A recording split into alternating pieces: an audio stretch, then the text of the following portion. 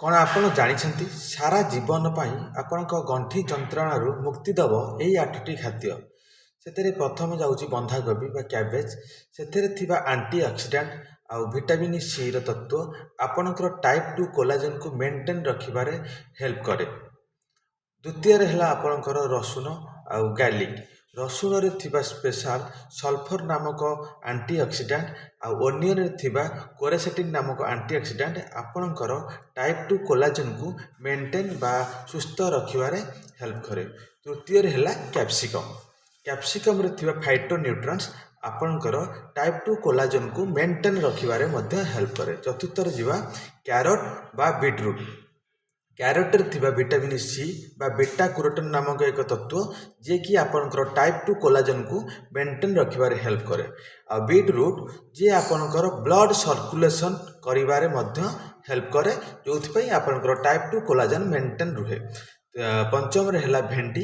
ଭେଣ୍ଡିରେ ଥିବା ନାଳର ଗୋଟେ ତତ୍ତ୍ୱ ଥାଏ, ଯେଉଁ ତତ୍ତ୍ୱ ଆପଣଙ୍କୁ ସଲ୍ୟୁବୁଲ୍ ଫାଇବର ଆପଣଙ୍କର ସଲ୍ୟୁବୁଲ୍ ଫାଇବରକୁ ମେଣ୍ଟେନ୍ ରଖିବା ବା ଆପଣଙ୍କୁ ଜଏଣ୍ଟରେ ଫ୍ଲୁଇଡ଼କୁ ମେଣ୍ଟେନ୍ ରଖିବାରେ ମଧ୍ୟ ହେଲ୍ପ କରେ। ସେଥିରେ ଥିବା ଭିଟାମିନ୍ ସି ଆଉ ମ୍ୟାଗ୍ନେସିୟମ୍ ଆପଣ ଜଏଣ୍ଟକୁ ଲୁବ୍ରିକେଟ୍ କରିବାରେ ହେଲ୍ପ କରେ। ଆଉ ତା ସହିତ ଆପଣଙ୍କର ସିନୋଭିଡାଲ୍ ଫ୍ଲୁଇଡ୍ ଆଉ ଆପଣଙ୍କର କ୍ୟାଟିଜ୍କୁ ମେଣ୍ଟେନ୍ ରଖିବାରେ ହେଲ୍ପ କରେ।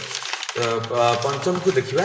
ପଞ୍ଚମରେ ଅଛି ମେଥି ବା ଧନିଆ। ମେଥି ଆଉ ଧନିଆ ପତ୍ରରେ ଥିବା ଆଇରନ୍ ଆଉ ଭିଟାମିନ୍ ସି ଆପଣଙ୍କର କ୍ୟାଟିଜ୍କୁ ମେଣ୍ଟେନ୍ ରଖିବାରେ ବା ସୁସ୍ଥ ରଖିବାରେ ମଧ୍ୟ ହେଲ୍ପ କରେ।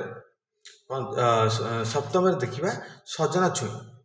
ସଜନା ଛୁଇଁରେ ଥିବା ଭିଟାମିନ୍ ସି ଆଉ କ୍ୟାଲସିୟମ୍, ଆଇରନ୍ ଆଉ ସଲ୍ୟୁବୁଲ୍ ଫାଇବର ଆପଣଙ୍କର ଟାଇପ୍ 2 କୋଲାଜେନ୍କୁ ଡେଭଲପ୍ କରିବାରେ ବା ମେଣ୍ଟେନ୍ ରଖିବାରେ ମଧ୍ୟ ହେଲ୍ପ କରେ।